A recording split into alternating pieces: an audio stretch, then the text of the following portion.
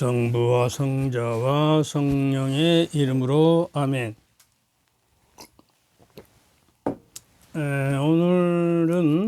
오늘도 이제 성령 강림으로 예수님께서 이제 순환 받으시고 십자가에 돌아가시고 부활하시는 파스카의 신비를 통해서 당신 저기를 완성하시고 이제 하늘에 올리셔서 성령님께 바통을 내려서 이제 성령의 시대가 오는 거예요. 지난번도 이야기했지만 구약의 시대는 야훼 하느님 시대고 또 애언자들과 판관들과 그러한 사람들을 통해서 이제 계시하시고 또 신약에 와서는 예수 그리스도와 사도들을 통해서 계시를 통해서 이제 그 하늘나라를 선포하십니다. 그 다음에 이제 예수께서 성천하신 다음에 이제 성령을 보내시기로 해서 성령 강림이 맞이해서 이제 성령의 시대가 되고, 성령의 시대는 교회의 시대예요. 교회 안에 성령이, 교회가 신자 단체로서 이루어진 공동체 안에 성령이라는 영혼이 있어서 그 진리를 수하고 가르치도록 이제 보이는 지상의 교회에 성령이 머무르십니다. 그래서 이제 성령과 교회의 시대가 열린 거예요. 그래서 이제 성경에 보면 요한복음 20장 보면 19절부터 제자들에게 나타나셔 사명을 부여하시다 이렇게 돼 있어요. 그날 곧 주간 첫날 저녁이 되자 제자들은 유다인들이 두려워 문을 모두 잠가 놓고 있었다. 그런데 예수님께서 오시어 가운데 서시면 뭐라고 하시죠? 평화가 너희와 함께, 이렇게 평화를 선포하시죠. 그 다음에 평화를 선포하시면서 이제 당신의 두 손과 옆구리를 보여. 손과 옆구리는 순환의 그 상징으로서, 파스카의 상징으로서 토마가 믿을 수 없다고 그러니까 이제 보여준 것이죠. 너 봐라, 보지 않고 믿는 자는 행복하다 이렇게 말씀하시죠. 그래서 이제 그 옆구리에서 물과 피가 쏟아져 나왔다고 그러죠. 물은 세례성사를 상징하고 피는 성체성사를 상징하는 것입니다. 그래서 이제 그 평화와 함께 무슨 사명을 주냐 그러면 세상에 평화를 주라는, 평화를 선포하도록 우리에게 제자들에게 사명을 부여하시고 예수님께서 다시 그들에게 이르셨다. 평화가 너희와 함께. 다시 한번 평화를 외치십니다. 아버지께서 나를 보내신 것처럼 나도 너를 세상에 사명으로 보낸다 말이에요. 복음 전파를 위해서. 그러기 위해서는 먼저 너에게 고난을 줄 텐데 이렇게 이루고 나서 그들에게 숨을 불어넣으시며 그 창세기의 2장에 보면은 그 흙으로 사람을 만들어서 성령을 불어넣으셔서 코에다가 이제 당신의 모습을 닮은 사람을 만들어 내는 것과 같이 이제 새로운 창조 이제 그 성령을 이제 불어넣으십니다. 그리고 성령을 받아라. 성령을 받으면 무엇이 되냐? 너희가 누구의 죄든지 용서해 주면 그가 용서를 받을 것이고 그대로 두면 그대로 남아 있을 것이다. 죄를 용서하는 권한을 제자들에게 성령을 주시면서 그 보증으로 죄를 용서하는 권한을, 사명을 주신 거예요. 그런데 이제 개신교에서는 죄의 고백성사나 죄의 용서를 우리 제자들을 통한 그 성직자들이 주는 것을 저기 하고 만민 사제라고 해서 자기가 뭐 혼자서 이제 죄를 용서하고 자기가 회개하고 그러면 그 용서 받았다고 그러는데, 근데 예수님께서 하느님께서 사람이 돼서 육화돼서 인자로서 오심으로써 예수님 보이는 하느님으로도 오셨으니까 보이는 방법으로 확실하게 죄를 사해해 주는 권한을 사제들에게 사명으로서 권한을 주신 거예요. 성령을 받아서 그 성령의 증표로서 죄를 사하는 권한을 받게 됐어요. 근데 이게 마르틴 루터가 개혁을 하면서 이제 이것을 없애버렸죠. 그러니까 이제 개신교 신자들은 어떻게 하냐 그러면 이제 자기 혼자 몸부림치고 눈물 짜고 뭐 기도원에 가서 기도하고 막 발버둥을 치고 막 할렐루야 하고 어떻게 보면 감정에 호소하죠. 감정이 오히려 하느님이 되어볼 수 있어요. 감정을 받고 눈물이 쏟아지면 죄 용서를 받. 그게 아니죠.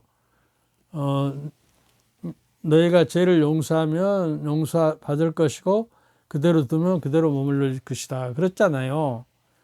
이게 이제 우리가 확실하게 예수 그리스도를 믿는 것은 우리의 죄에서 해방되고 영원한 죽음에서 해방되는 것이잖아요. 그래서 그 자유함이 확실하게 하는 방법으로 예수님께서 우리에게 성사를 세우시고 저기를 했는데, 그거를 부정하면은 이거는 구원의 핵심을 부정해 버리는 것이 되기 때문에 우리가 다시 한번 이것을 강조합니다. 사실상 그 성령을 받기 위해서 어떻게 구체적으로 해야 하는 것은, 근데 이제 성서에는 그 성령을 모시지 않은 사람은 그리스도에게 속한 사람이 아니다 그렇게 해요. 그러니까 성령으로 말미암아서 우리가 하나님을 아빠, 아버지라고 부를 수 있다. 성령의 힘을 받아서. 근데 성령을 어떻게 받으라는 거예요? 세례 성사를 받음으로써 우리가 언제야 번제가 없어지고 하나님의 자녀가 되고 죄가 사해지면서 성령의 궁전이 돼 거룩한 몸이 되어버린 거예요, 내가. 그래서 아무도 이 거룩함을 훼손하지 못하도록 성령을 보내서 우리 안에 지켜주시는 거예요. 그러면 구체적으로 이제 견진성사를 받으면 또 성령을 충만히 받는다고 돼 있는데, 문제는 성령이 내게 어떻게 작용하시는지, 어떻게 나를 일깨워서 작동하시면서 성령이 나에게 어떻게 자극하시는지를 우리가 깨달아서 내 영혼의 감촉으로 높은 촉감을 세워서, 소위 그 안테나를 세우듯이 세워서 그 소식을 우리가 받아야 할 거 아니에요. 성령이 충만히. 근데 그러기 위해서는 우리가 성령 안에 머물러 살기 위해서는 먼저 이제 성령의 인도하심을 받아야 해요. 성령의 영감을 받아야 하는데, 그러면 어떻게 받느냐 그런 이야기예요.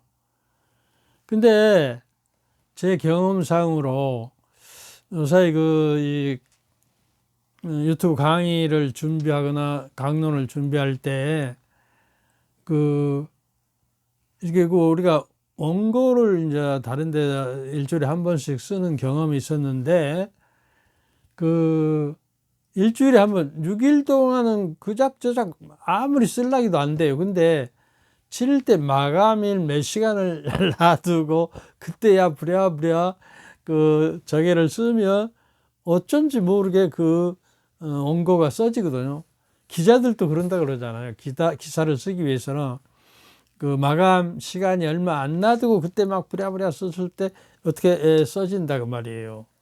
그것이 인간적인 영감도 되지만 성령을 받은 영감도 돼요. 우리가 하나님의 영광을 위해서 내가 이 강의를 한다. 그러면 내가 강의한 것이 아니라 내 안에 계신 성령께서 강의하시기 때문에 당신이 준비시켜서 성령의 그 작동을 해서 내가 그것을 감지하도록 해주신다고 말이에요. 어제도 오늘도 제가 10시나 11시에 자거든요. 그러면 이제 6시에나 깨는데 4시, 5시에 나를 성령께서 깨우신 것 같아요.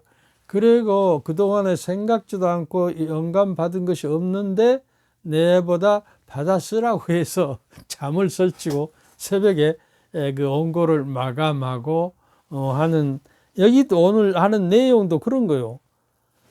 6일 동안 도저히 내용이 잡히지 않았던 것이 이제 어제 오늘 새벽에 성령께서 나를 깨우치는 것을 느껴요. 그래서 이게 영감이 떠오르는 대로 막 쓰거든요. 그것을 오늘 여러분이 말을 하는 거예요. 그리고 우리가 그런 영감과 아이디어가 솔솔 풀려져서 이제 원고를 쓰게 돼요. 그래서 이제 시인들도 그러잖아요. 밤새껏 시를 쓰려고 아무리 노력을 해도 안 돼요. 어떤 영감이 팍 떠올라서 어떤 그 단어와 그 문장이 떨어져서 적어놔요. 그러나면 잊어버려요. 그러니까 저녁에도 노트를 옆에다 놔두고 자요.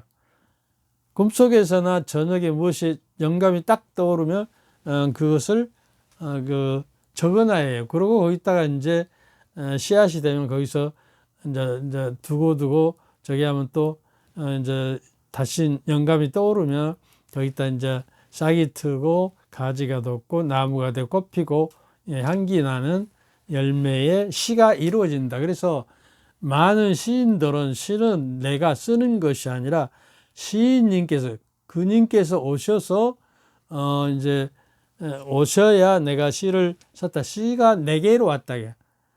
내가 시에게로 가는 것이 아니라 시가 내게로 왔다고 말하는 거예요.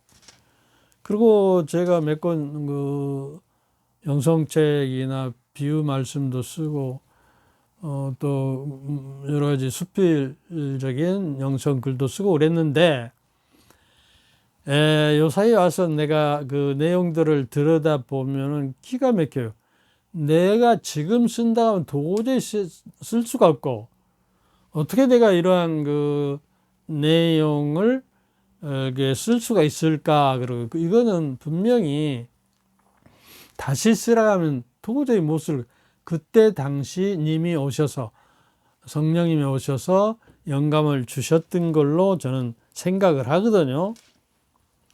그래서 성령께서 우리 자신을 여는 마음을 오픈 마인드 할 수 있도록 우리를 열어주시고 또 그분의 움직임과 그 성령의 자극을 내가 받도록 내 영혼의 심령이 이렇게 안테나를 높이셔서 촉각을 도수를 높여야 해요. 그래야 은밀하게 오시거든요. 드러나게 오시자. 그러니까 이제 그것을 알아차리도록. 그러면 알아차리면 그게 깨달음이 되죠. 그러면 거룩함으로 부르시는 하나님의 요구에 응답할 수가 있는 거예요. 그래 삶의 본질적 문제는 이렇게 성령의 크리스찬의 본질적 삶의 문제는 성령의 감도와 움직임과 그 자극을 이끄심을 감지하는 그 영혼의 촉각이 있어요. 그걸 일깨우기 위해서는 우리가 묵상 기도를 하고 관상 기도를 하고 하나님의 말씀을 깊이 내가 묵상할 때 거기서 깨우침과 알아차림이 그분의 감도를 알아차림이 오게 되는 것이다. 그래서 기도가 아주 중요하다 그것이에요. 그리고 성령의 열매를 맺기 위해서는 성령의 열매를 우리가 좀 외우고 있어야 합니다. 그리고 나를 하루에 반성하면서 내가 성령의 열매를 오늘은 어떻게 가꾸고 열매를 맺도록 했는가를 성찰하고 성령의 열매가 내 안에 익어가는지 늘 관찰해야 합니다. 성령의 열매는 이제 뭐죠? 사랑, 기쁨, 평화, 인내, 선의, 호의, 성실, 온유, 절제 그러잖아요. 그것들이 내 안에 있는지를 늘 살펴야죠. 그것이 그 성령의 열매를 가지고 우리가 하나님께 나아가야지. 아무 열매 없이 가면 가거라 다음에 열매를 맺어갖고 오니라 그럴 거 아니에요. 그러니까 성령의 열매를 맺기 위해서는 성령의 7가지 은사를 우리가 받아야 하고 그 은사를 청해야 할 뿐만 아니라 그 은사를 알아듣고 깨닫고 그래서 그것을 내 의식적으로 내 삶 안에 구현하고 학습하고 실천해야 비로소 그 행동으로서 선행을 가지고 양심을 살펴서 이제 성령의 열매를 맺게 되는 것이다. 이렇게 되는 것이죠. 그래서 이제 이걸 어떻게 좀 설명할 수 있을까 하고 이제 생각을 해보니까 이제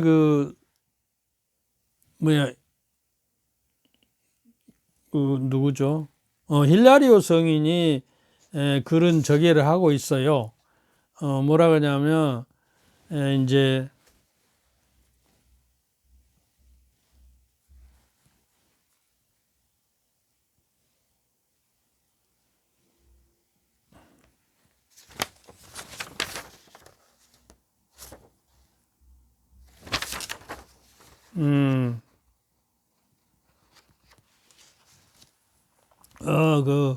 빛이 있어야, 태양의 빛이 있어야 그 자극을 받아야, 빛의 자극을 받아야 눈이 볼 수 있다는 거예요. 혼이 조명돼서. 하나님의 빛을 내가 말씀의 빛, 비치신 주님의 빛을 받아야 내 시만이 마음의 눈이 뜨이고 빛을 바라보면서 빛 안에 살아가죠. 그 다음에 소리가 있어야, 그 말소리가 있어야 귀가 열려서 알아듣죠. 그리고 이제 그 공기 속에 냄새가 있어야 후각으로 코로 맡을 수가 있잖아요. 그리고 목소리가 있어야 우리가 그 소리를 들을 수 있고. 그러니까 괴테는 뭐라고 하냐면 자기 시에서 귓속의 귀로 듣고 목소리 속에 목소리로 들어라. 그러니까 그 성령의 촉감을 귓속의 귀로 들리는 촉감과 하나님의 말씀이 말씀 속에 그 목소리 속에 들어가야 한다는 거예요. 이게 이제 침묵 기도와 또 말씀에 공부하고 그걸 묵상하고 관상을 해야 하는 것이죠. 그래서 관상이 중요하다. 그러면은 이제 우리가 그걸 듣게 되듯이 우리가 열려야 육감으로 이제 오감을 통해서 우리가 어떤 것을 자극을 받아 가지고 그걸 알아듣고 알아차리고 깨달음을 가지고 거의 실천되어야 하지 않겠습니까? 그러니까 성 힐라리오 주교는 삼위일체 론에서 성령의 작용, 즉 성령의 자극을 받아야 열매를 맺을 수 있다고 이렇게 보는 것이죠. 이와 같이 우리도 성령의 도우심과 성령의 7가지 은총, 7은을 받아서 내가 거룩해져서 성화돼야 성덕을 쌓을 수 있어요. 근데 성덕은 오로지 성령의 작품이라는 거예요. 성령의 작품. 그래서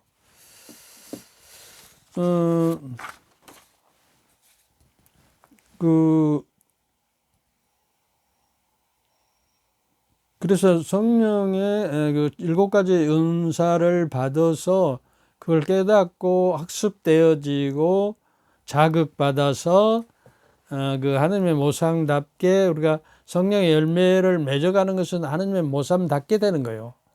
하나님화 되는 거예요. 하나님으로 변화되는 거예요. 우리가 아우스텐성인은 하나님이신 예수 그리스도께서 육화되신 것은 그 그리스도의 우리 육신이 내 영혼을 통해서 내 영혼이 내 육신을 통해서 그리스도의 그 인성과 그리스도의 신성을 통해야만이 하는 게 나아가는 거예요. 그러니까 예수님께서는 나를 통하지가 않고는 하는 게 아무도 갈 수가 없다. 나 없이는 아무것도 할 수 없다고 성서에는 이야기를 하지요. 그래서 이제 쉽게 또 예를 저만의 예, 제가 그 생각한 예는 여러분들 자동차가 어떻게 작동을 해서 시동이 걸려 가지고 목표 지점에 달려갈 수가 있느냐 하는 거예요. 여러분 무슨 요소가 있다고 생각하죠?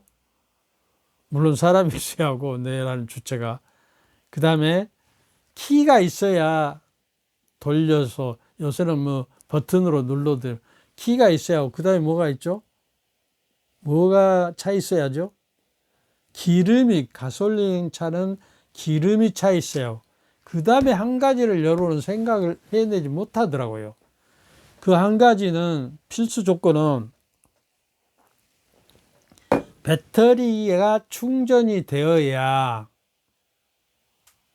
그 배터리 전기가 이제 시동을 걸면 그 전기에서 스파크가 일어나고 또 이제 기름이 분사돼서 거기서 실린더를 폭파해 가지고 압축하고 폭파하고 그러면서 이제 실린더가 돌아가서 시동이 걸리고 작동이 되어 가지고 힘을 내 가지고 갈 수가 있는 거예요.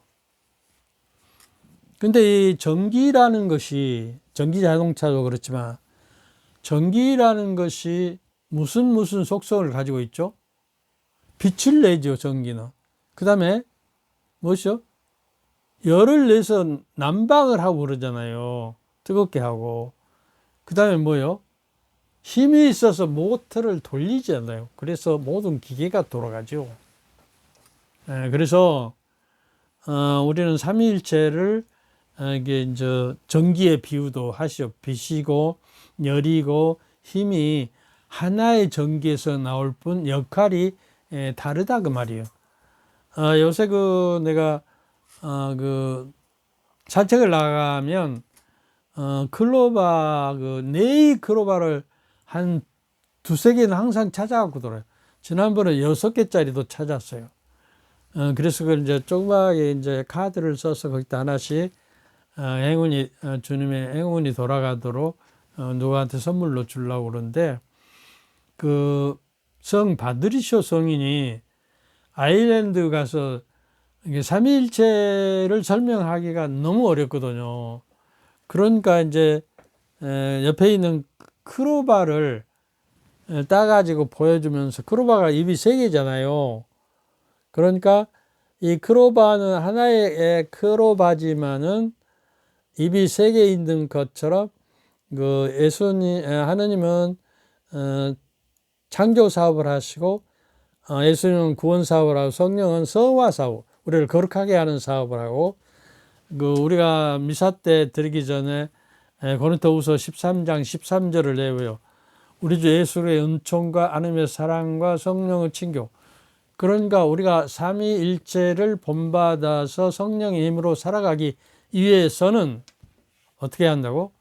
사랑이 있어요. 성부의 사랑을 실천해야 하고 그리스도의 은총을 받아서 은총 충만이 되어야 하고, 또 은총으로 구원받아야 하고, 그 다음에 성령으로 우리가 거룩하게 되어서 칭교해서 이 성부, 성자, 성령이 칭교로 유일하게 하나가 돼요. 절대적인 하나이시기 때문에 성부도 하나이고 성자도 절대적인 하나고 성령도 절대적인 하나이기 때문에 한 분 하느님이세요.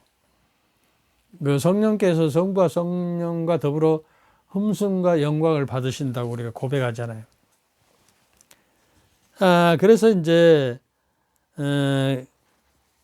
성령의 감도와 인도하심을 통해서만이 주님이 내 안에 머무시고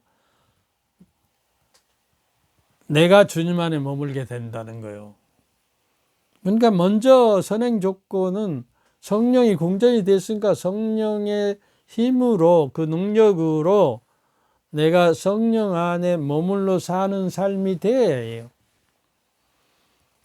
우리의 힘으로는 아무것도 할 수 없어요. 성령의 능력과 힘과 그의 역사하심과 이끄심, 감도로만이 우리가 거룩하게 성화될 수가 있고, 성화돼서 성덕을 가지고 의덕과 의로움과 성덕을 가지고 하나님을 찬미해라 그러거든요.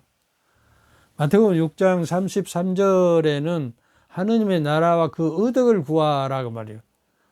우리가 성령으로 말미암아서 하느님의 나라가 시동이 걸려요. 그래서 이 성령의 스파크가 나 안에 그 불길이 타올라요. 그 성령은 물이고 불이라고 그러잖아요. 물과 불이에요, 성령은. 근데 이게 어떻게 그 상대적이잖아요. 모순이잖아요. 불은 물로 끄고 그 물을 불이 달아서 없애버리고 말라버리고 그러잖아요. 근데 그 조화롭게 이게 물과 성령으로 다시 나지 않으면 하나님의 나라에 갈 수 없다. 세례를 받을 때 물로 제사함을 받고 그 성령의 불로 이제 우리가 달구어져서 내 심장이 뜨거워지고 하느님께 사랑이 뜨겁게 타오르지 않았던가 그러잖아요. 엠마수로 가는 두 제자들에게 예수님께서 이제 당신에 관한 애언을 구역부터 지금까지 해서 다 성경을 설명해 줄 때 우리가 길에서 우리 마음이 뜨겁게 타오르지 않았던가 그래요. 하나님 말씀은 우리를 뜨겁게 데우는 불길이에요. 하나님 말씀도. 그러니까 우리가 양면의 동전처럼 한 면만 있으면 동전이 안 되죠. 하나님 믿다며. 하느님 말씀과 성령은 하나의 동전인데 양면의 동전이에요. 그러면 어째서 그러냐? 하느님의 말씀은 디모데후서 3장 16절에 하느님의 말씀은 성령의 감도로 쓰여졌다 그 말이에요. 성령의 감도로. 근데 왜 쓰여졌냐? 말씀으로 말미암아서 우리가 올바로 살고 말씀으로서 내가 격려를 받고 또 진리를 추구하고 말씀은 진리이거든요. 빛이고 그래서 우리가 성숙한 신앙으로 나아갈 수 있도록 그래서 하나님의 말씀으로 훈련된 사람이 유용한 하나님의 일꾼이 된다 이렇게 돼 있어요. 그래서 시간이 어떻게 되나? 한 5분 정도 남았는데 그 한 가지 예를 더 들어드리겠습니다. 너무 성령의 작용을 우리가 감지할 수가 없으니까 그 러시아의 생리학자 이반 파블로프라는 사람 이론인데 생화학적 그 반응을 실험하면서 자극 반응 학습 실험이라고 그래요. 조건 반사라고도 하죠. 하는 이론은 어떤 것이냐면 자극에 의해서 반응해야 어떤 결과의 행동을 얻을 수가 있다는 거예요. 그러니까 하느님 성령의 그 자극에 우리가 반응하는 마음이 있어야 그게 응답이 되어야 어떤 결과를 맺고 학습을 통해서 우리가 그 열매를 맺을 수 있다는 것이에요. 그러면 학습의 효과가 나타나고 행동이 따라야 열매를 맺는 것이에요. 그러니까 그 개에게 먹이를 보여주기만 해도 입안에 침을 질질 흘리더라는 거예요. 그리고 유액이 나오기 시작하고 이의 액체가 소화하는 그래서 이 보여지는 것과 거기에 반응되어져서 자극이 돼. 개가 고기를 보면 자극을 받아서 그 행동으로 무의식적으로 그 반사작용으로 이제 침이 나오고 유액이 나온다면 사람도 규칙적으로 새끼 식사를 해야 그 시간이 되면 그 반응이 되어 가지고 자극이 반응이 돼서 위에서 위산이 유액이 추출된답니다. 그러니까 제때 식사하는 것이 아주 중요하다는 거예요. 제때 시작을 안 하면 유액이 나오다. 유액 속에는 그 아주 염산 같은 아주 독한 물질도 있거든요. 그래서 그 어떤 음식이 들어오지 않으면 이를 자극해서 허물어 버리죠. 그래서 그 위궤양이 되고 그래. 그러니까 그 제때 식사를 못할 때라면 물이라도 마셔서 그 유액이 희석돼서 내려가도록 해야 한다는 거예요. 그리고 무엇인가 조금이라도 먹으라는 이야기예요. 그래서 그 조건 반사라고 그러죠. 어떤 것이 조건이 제시될 때 거기서 반사돼서 반응하는 것. 이것이 성령의 성령을 받기 위한 우리가 조건을 이행할 때, 그러니까 이제 우리가 정말로 기도하고 또 겸손하고 또 어린아이 같이 순진함을 내가 받아들이고 그래야 하늘나라가 그들의 것이다 그랬잖아요. 순진하고 그 다음에 하느님의 빛으로 말씀의 빛으로 성령의 빛으로 이제 조명되고 7가지 은사가 내 안에 이루어져 나갈 때 이제 반응을 해서 조건에 그 조건이 채워져서 반응을 해서 성령의 열매를 맺게 된다. 알아듣겠죠? 이 정도. 그래서 촉각을 세우고 매일매일 성령의 그 칠은도 우리가 칠은은 뭐야? 지혜의 통달. 지혜는 슬기고 통달은 깨달음이에요. 그 의견, 분별의 은사예요. 의견은 좋고 나쁜 것은. 의견과 지식, 지식은 하나님의 그 모든 것을 아는 것이야. 지식과 또 용기, 죄를 물리칠 수 있고 용감하게 성령의 능력을 받아서 싸움을 이길 수 있는 용기가 있어요. 정의에 대한. 그 다음에 효경, 부모를 공경하듯이 공경. 그 다음에 외경이라고 그러죠. 애경은 두려워하면서도 살아가는 거예요. 우리가 하나님을 사랑하고 하나님의 사랑이기 때문에 너무 편하게 두려워할 줄을 몰라요. 하나님을 두려워하는 자만이 하나님이 우리에게 자애를 베푸셔요. 하나님을 부모를 공경하기 위해서는 경외가 있어요. 하나님을 공경하면서도 하나님의 아버지의 마음을 상할까 봐서 내가 두렵고 떨리는 마음으로 효도를 해야 하는 거예요. 이게 이 7가지가 있어야 성령의 열매를 또 맺는 조건이 된다 그 말이에요. 알아들었죠? 그래서 성령의 내 안에 머물러 있어야 내가 거룩하게 되고 성덕을 이루는 것은 성령의 작품이라는 걸 다시 한번 지난번에 하나님의 말씀 안에 머물러 사십시오. 그러면 여러분은 참으로 내가 내 안에 머무르고 내 말이 너희들 안에 머물러 있으면 참으로 내 제자가 될 것. 그러면 진리를 알게 될 것이고 진리가 여러분에게 자유함을 받을 것이다. 몇 장 몇 절이죠?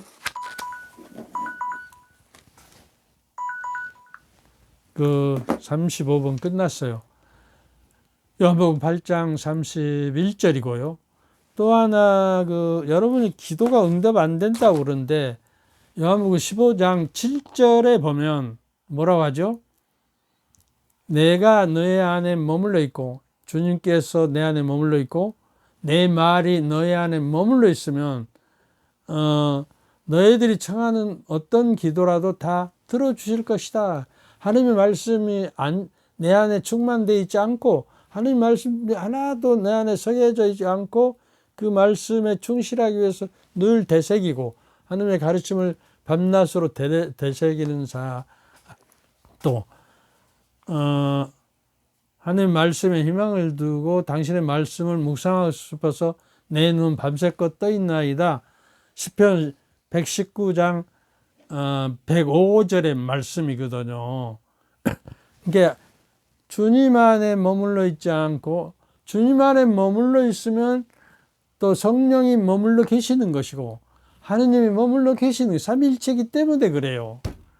어쩔 때는 왜 내가 주님 예수님만 부르냐. 예수님만 부를 때도 거기에 하느님과 성령이 삼위일체로 포함되어 있기 때문에 걱정하지 마시고 성령 충만과 말씀 충만으로 사시기를 바랍니다. 그래야 성령께서 나를 다듬고 그 성령의 망치로 나를 두들겨 펴고 또 해서 성냥가 대장간에 가면 무쇠를 말이에요. 불 속에 집어넣으면 무쇠가 결국에 불이 되어버리잖아요. 우리의 그 무쇠 같은 굳은 마음이 돌같이 굳은 마음이 그 붉은 빛으로 변하는 쇠가 부드럽게 되는 것처럼 그래야 두들기고 굽혀지고 그러니까요. 무쇠가 불로 변하는 것처럼 우리 굳은 마음이 성령의 불길로 타올라서 변해버려야 된다 그래요. 스가랴서 36장 26절에는 내가 새 마음을 너에게 넣어줄 테니 돌같이 굳은 마음이 없어지고 그 살 같은 마음을 넣어주리라 그래요. 이건 성령의 칼로 도려내야 하는 거예요. 성령의 칼은 하나님의 말씀이라고 그랬잖아요. 에베소 6장 17절에 이걸 명심하시고 여기까지 합시다. 그리고 이제 다음에는 하나님의 말씀 안에 머무르기에 대해서 조금 더 설명을 하고 옛날에 그 성령에 대해서 계속 하다가 이게 말씀으로 넘어갔는데 성령에 대해서 조금 더 이야기하도록 하겠습니다. 주님께서 저희와 함께 또한 사제의 영과 함께 여러분과 여러분 가족 모두에게 축복을 내리시도록 우리 마음을 준비하고 축복을 받도록 합시다. 성부와 성자와 성령께서는 여러분과 여러분 가족 모두에게 축복을 내리셔 길이 머물게 하소서. 아멘. 감사합니다. 감사합니다. 감사합니다.